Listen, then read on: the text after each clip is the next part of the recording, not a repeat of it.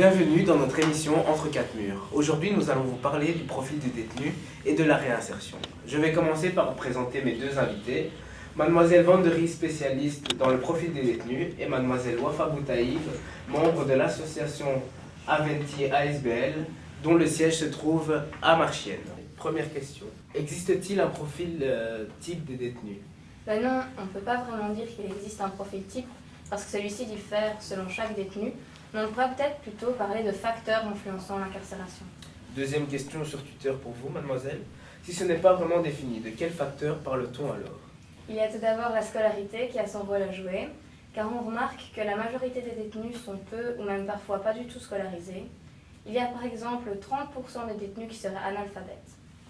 Le milieu social aussi duquel on provient peut jouer un rôle, car une majorité de détenus provient d'un milieu social défavorisé. On pourrait donc croire qu'on enferme la pauvreté dans nos prisons, vu que si jamais nous provenons d'un milieu plus aisé, nous avons moins de chances d'être incarcérés. Mais au final, on peut dire que n'importe qui pourrait se retrouver en prison, mais certains ont peut-être plus de chances que d'autres. Je vous remercie. Après avoir abordé la question du profil des détenus, penchons-nous sur la réinsertion. Alors Wafa, qu'est-ce qui rend la réinsertion difficile? Le fait que les détenus soient stigmatisés par notre société. Encore une question pour vous sur Twitter. Et de quelle manière sont-ils stigmatisés? Les crimes que l'ex-détenu a commis sont inscrits de façon indélébile dans notre société, car le système judiciaire en fait les boucs émissaires de notre société. Cela produit alors une stigmatisation dont l'effet principal contribue à rendre très difficile la réinsertion sociale du détenu. De plus, trouver du travail est très difficile pour eux parce que la plupart des ex-détenus sont peu, voire pas du tout, diplômés. À partir de quand commence cette réinsertion? Eh bien, on pourrait croire qu'elle commence après la prison, mais elle commence bien avant. Quels sont alors les éléments qui favorisent cette réinsertion? Le détenu doit par lui-même pouvoir faire une prise de conscience et avoir une bonne conduite au sein de la prison. L'entourage joue aussi un rôle très important avec le courrier de la famille, des amis et aussi les visites. La prison propose aussi l'enseignement et aussi des travaux rémunérés pour les détenus. Malheureusement, il n'y a pas assez d'infrastructures et du coup, il y a beaucoup de récidives. Je vous remercie. On me signale dans l'oreillette que nous avons un problème technique, donc le tweet suivant ne s'affichera pas. Mais la question est, les prisons et la radicalisation, qu'en pensez-vous? Très bonne question de notre tweetos, car des exemples concrets ont démontré que les prisons sont des lieux propices au développement de l'extrémisme religieux. Comment expliquer cela, mademoiselle Vandery? C'est vrai qu'il y a une soixantaine de détenus incarcérés dans nos prisons pour des faits de terrorisme ou de radicalisation. On peut expliquer cela par le fait que les détenus sont peut-être plus propices, plus vulnérables à la radicalisation, car ils se sentent en marge de la société et de ses valeurs.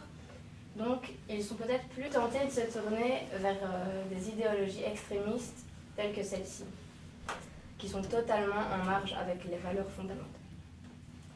Wafa, voulez-vous ajouter quelque chose? Par exemple, pouvez-vous me dire si la Belgique met des choses en place pour lutter contre la radicalisation dans nos prisons?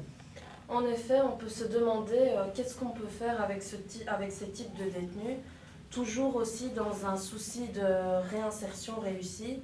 Bon alors, soit on fait comme en France et on met ces détenus dans une section spéciale, ou bien on peut faire alors comme au Danemark et on les intègre au reste des prisonniers.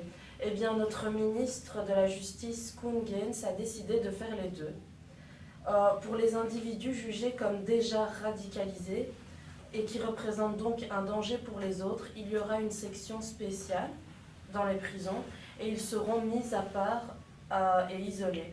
Pour cela, 16 places sont déjà prévues à Bruges et 26 places dans la prison de Ytre.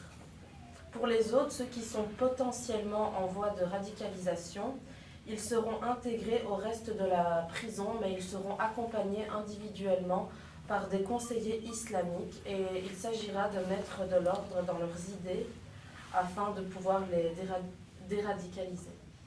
Avons-nous les moyens en Belgique, je veux dire au niveau financier? Eh bien oui, parce qu'il y a 9 équivalents temps plein de conseillers islamiques qui seront engagés cette année, ce qui fait que l'on passe de 18 à 27 conseillers religieux dans les prisons belges, ce qui n'est vraiment pas mal. Vous devez aussi savoir que le personnel pénitentiaire est actuellement déjà en train d'être formé sur ce souci de radicalisation et ça sera intégré dans les études en lien avec le monde carcéral. Je vous remercie. C'est la fin de notre émission. Je vais remercier mes deux invités. Quant à vous les tutos, tutez bien et on se retrouve au prochain numéro d'Entre quatre murs.